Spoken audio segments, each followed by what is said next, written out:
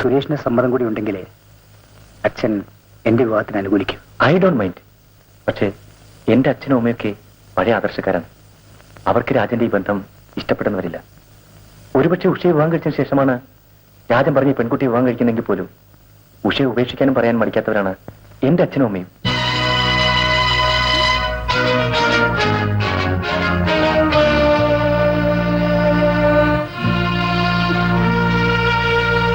ഉഷയുടെ ഭാവി സുരക്ഷിതമായിരിക്കണമെന്ന് രാജനും താല്പര്യമുണ്ടായിരിക്കുമല്ലോ. രാജൻ ഒന്നുകൂടി ആലോചിച്ച് നോക്കൂ. ഞങ്ങളുടെ വിവാഹത്തിന് ഇനി കുറച്ച് ദിവസങ്ങളേ ഉള്ളൂ. എനിക്കല്പം ധൃതിയുണ്ട്. ഞാൻ വരട്ടെ.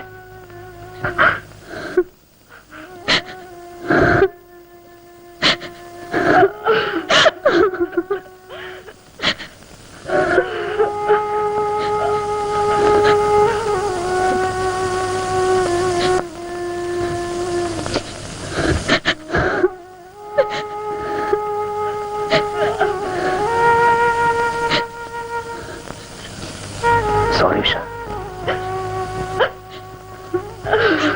I am really sorry about it.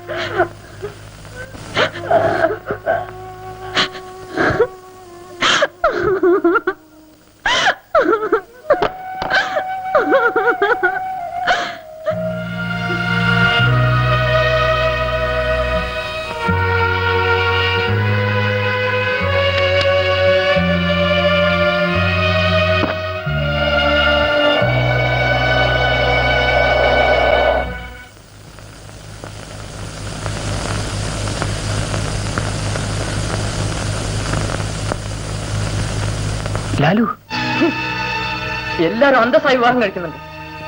ഇവിടെ നിന്ന് എവിടെ കിടക്കുന്ന ഒരു പൊളിച്ചിപ്പെണ്ണിനെ കണ്ടുവെച്ചുകൊണ്ട് വന്നിരിക്കുന്നു.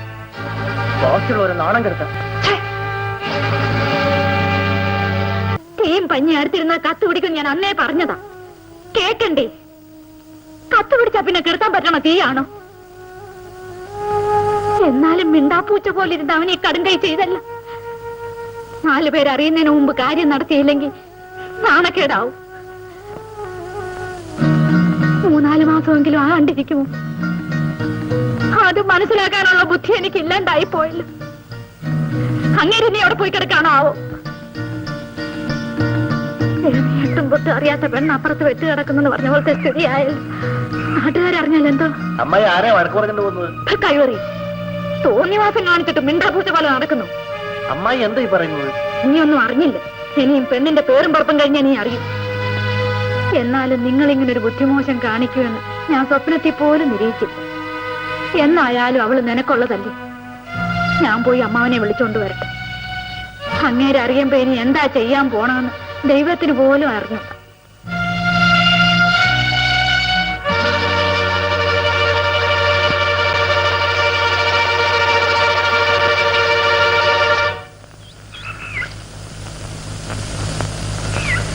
കസ്തൂരി, കസ്തൂരി,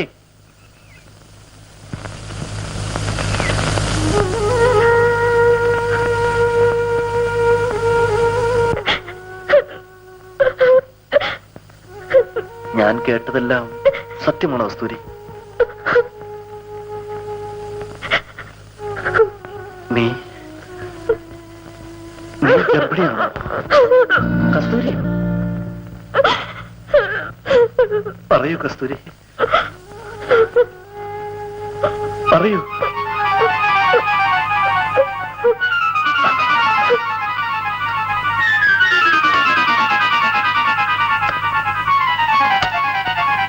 അയാൾ പോകുന്നതിന് മുൻപ് ഇക്കാര്യം നിനക്ക് എന്നോടൊന്ന് സൂചിപ്പിക്കാമായിരുന്നില്ലേ?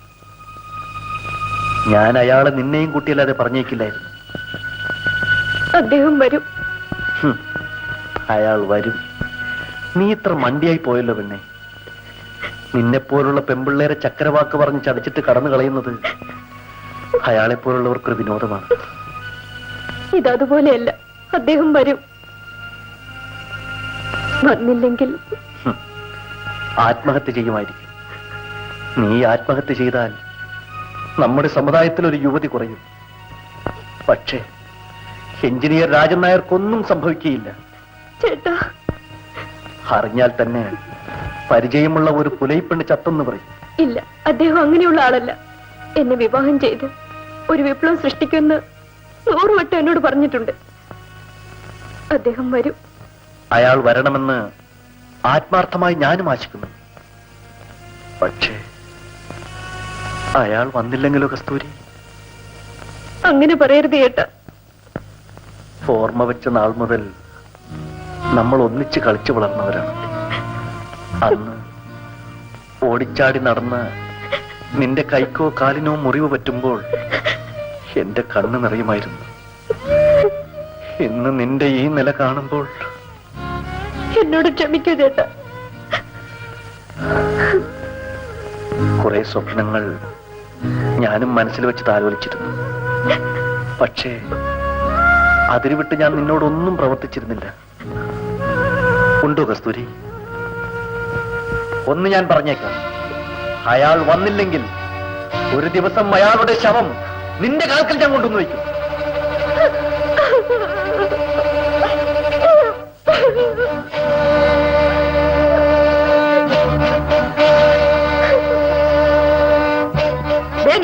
നിങ്ങളുടെ വിശ്വാസമുള്ള വരുമാനല്ലേ?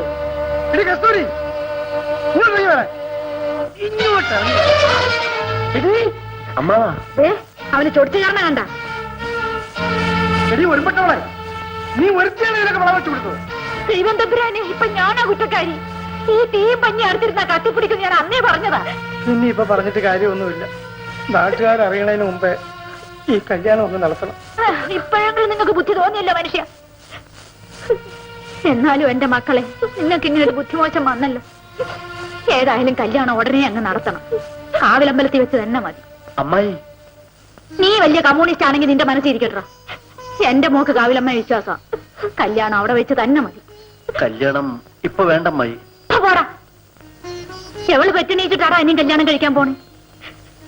മോള് സമാധാനായിട്ട്. എടി ചാത്തമ്മേ, കല്യാണം നിശ്ചയിക്കുന്നതിന് മുമ്പ് സൗദാമിനോടും കെട്ടിയവനോടും ഒന്ന് പറയണ്ടേടി. അത് ശരിയാണല്ലോ. ആലോചിച്ച് സമയം കളയാണ്ട് വേഗം ചെല്ല്. എന്നാ നീ ഇവിടെ വാ. ആ,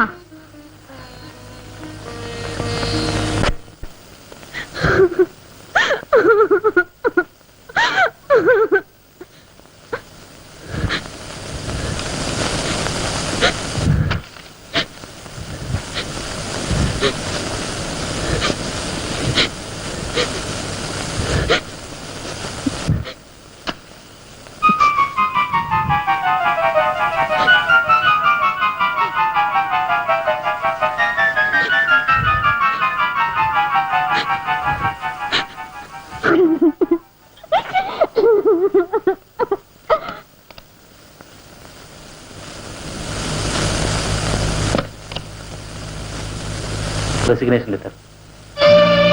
മിസ്റ്റർ ജയൻ, എനിക്ക് നിങ്ങളുടെ വികാരം മനസ്സിലാവുന്നുണ്ട്. നിങ്ങൾ എന്റെ സ്ഥാനത്ത് നിന്നും കൂടി ഒന്ന് ആലോചിച്ച് നോക്കും. മിശ്ര വിവാഹത്തിന് ഞാൻ എതിരില്ല. എന്റെ മകൻ ഒരു ഹരിജൻ പെൺകുട്ടിയെ വിവാഹം കഴിക്കുന്നതിൽ എനിക്ക് എതിർപ്പുമില്ല. പക്ഷേ എനിക്കൊരു മകളുണ്ടായിപ്പോയി. അമ്മയില്ലാത്ത കുട്ടിയാണവൾ. അവളുടെ ഭാവിയിൽ എനിക്ക് ഉത്കണ്ഠ ഉണ്ടാവുന്നത് തെറ്റാണോ? പാർട്ടി നമ്മളെ പഠിപ്പിച്ച അതല്ല. വ്യക്തികളെക്കാൾ പ്രാധാന്യം സമൂഹത്തിനാണ്. ഞാനും രാഷ്ട്രീയ നേതാവിന്റെ കുപ്പായം അണിഞ്ഞിട്ടുണ്ട് സാർ. ഞാനെന്നും പാർട്ടിയിലെ വ്യക്തിത്വമുള്ള ഒരു അംഗമാണ്. തുടർന്നും അങ്ങനെ തന്നെ ആകാൻ ഞാൻ ആഗ്രഹിക്കുന്നു. ദയവായി ഈ രാജിക്കത്ത് സ്വീകരിക്കണം.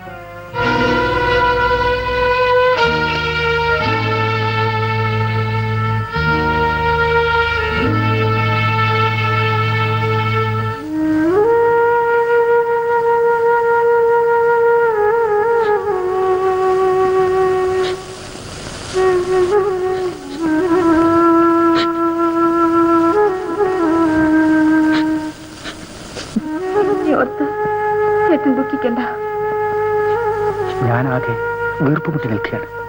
എന്ത് ചെയ്യണമെന്ന് എനിക്കറിയില്ല. ഞാനും സുരേട്ടനുമായി എത്രയോ വർഷത്തെ പരിചയക്കാരാണ്. എന്നിട്ടും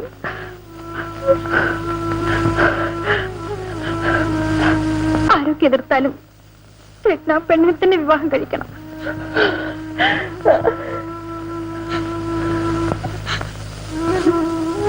എന്നെ സ്നേഹിക്കുന്ന ഒരു ഭർത്താവിനെയാണ് എനിക്ക് ആവശ്യം. അങ്ങനെ ഒരാളുണ്ടാവുമ്പോൾ എന്റെ വിവാഹത്തെ പറ്റി ചിന്തിക്കാം. ഇനി സുരേഖനുമായുള്ള വിവാഹം എനിക്കിഷ്ടമല്ല.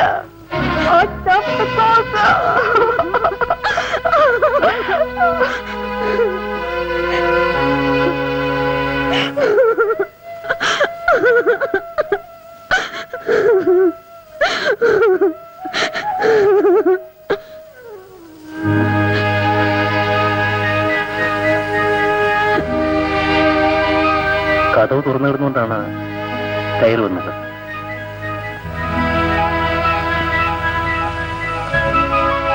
എനിക്ക് എല്ലാം മനസ്സിലായി. ഉഷയ്ക്ക് വിരോധമില്ലെങ്കിൽ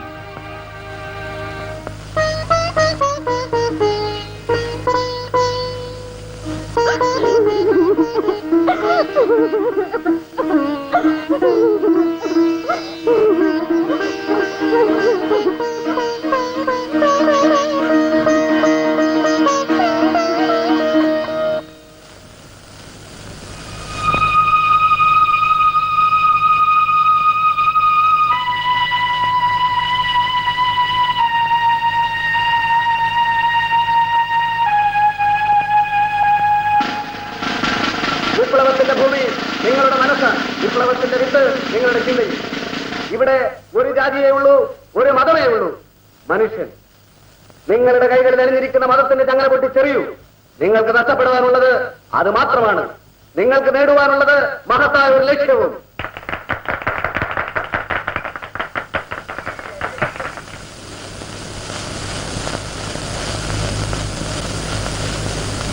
സുരേഷ് വന്നിരുന്നല്ലേ? അയാൾ എന്ത് പറഞ്ഞു? എനിക്കറിയാം അയാൾ സമ്മതിക്കില്ലെന്ന്.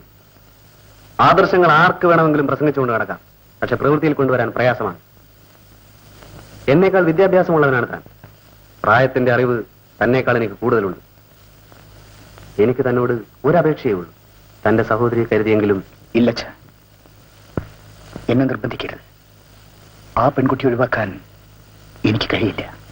അപ്പോൾ ആ പെൺകുട്ടി ഗർഭിണിയാണ്. അനുവാദം ചോദിക്കാൻ വന്നിരിക്കുന്നു.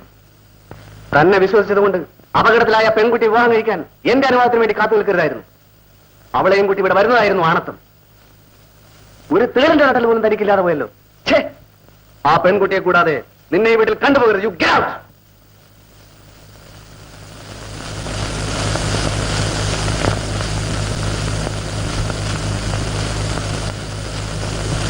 ഉഷേ, വെഡിങ് കാർഡ് മുഴുവൻ ഞാൻ കത്തിച്ചു കളഞ്ഞിട്ട്.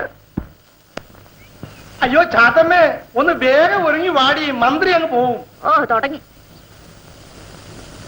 പിന്നെ നിന്നെ പെണ്ണ് കാണാനല്ലേ മന്ത്രി വരുന്നത്? അങ്ങനെ 4 വാക്കും പറഞ്ഞ് നാടകം മുറിച്ച് കൊടി വെച്ച കാറി കയറി അങ്ങ് പോവും. ചേടാ, ഇങ്ങേർക്കടെ ഒരു ധൃതി ഉണ്ടോ? ഇങ്ങനെ നാടൻ മുറിക്കാൻ പോകുന്നു തോന്നുമല്ലോ. അല്ലേലും നിനക്ക് ഈയിടെയായിട്ട് നാടൻ മുറിക്കുന്നവരോടാ ഇഷ്ടം. എന്റെ നാവിലിരിക്കുന്നൊന്നും കേക്കണ്ട കേട്ടാ. നീ ഒരുങ്ങി കഴിഞ്ഞപ്പോ നിനക്കൊരു 16 വയസ്സേത്തെ വന്നിക്കത്തുള്ളൂ. മോളെ മോളെ, ആ ഞങ്ങള് പോണ കേട്ടാ. ഉദ്ഘാടനം കഴിഞ്ഞേ വരത്തുള്ളൂ. ശരിയമ്മേ.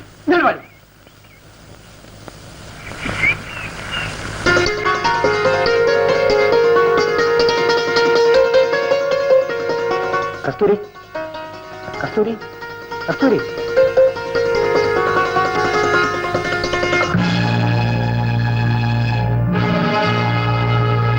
നാട്ടിൽ ചെന്നിട്ട് എനിക്കൊരു സമാനം ഉണ്ടായില്ല. ഇപ്പൊ ഇവിടെ വന്ന് കസ്തൂരിയെ കണ്ടപ്പോ എന്താശ്വാസമായിരുന്നു.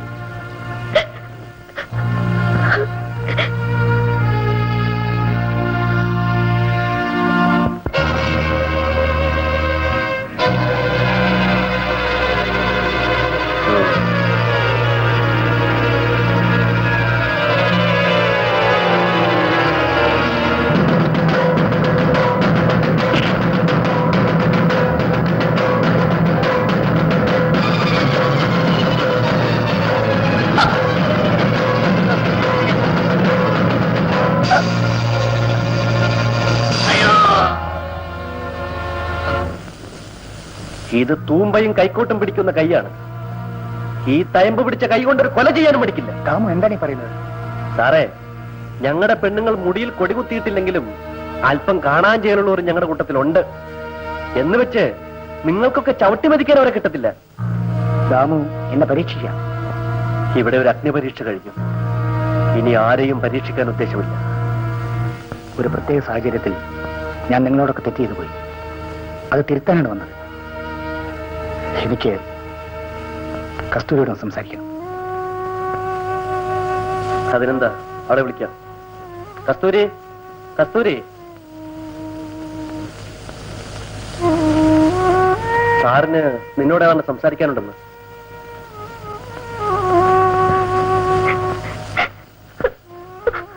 ആ, സാറിന് എന്താണ് അവളോട് പറയാനുള്ളതെന്ന് വെച്ചാൽ പറഞ്ഞിട്ട് പോകും. പറയാൻ മറ്റൊന്നുമില്ല. കസ്തൂരിയെ കൊണ്ടുപോകാനാണ് ഞാൻ വന്നത്. കസ്തൂരിയെ? അതെ, കസ്തൂരിയെ വിവാഹം കഴിച്ചു കൊണ്ടുപോകാനാണ് വന്നത്. എന്ത്? സാർ എന്താ പറഞ്ഞത്? അച്ഛൻ്റെ അനുവാദത്തിന് വേണ്ടിയാണ് ഞാൻ പോയത്. അത് സാധിച്ചു. അത് നടക്കില്ല സാർ. ഞാൻ കസ്തൂരി വിവാഹം കഴിച്ചാൽ ആകാശം നിറഞ്ഞു വീഴില്ല. പക്ഷേ കസ്തൂരി ഇന്നെന്റെ ഭാര്യയാണ്.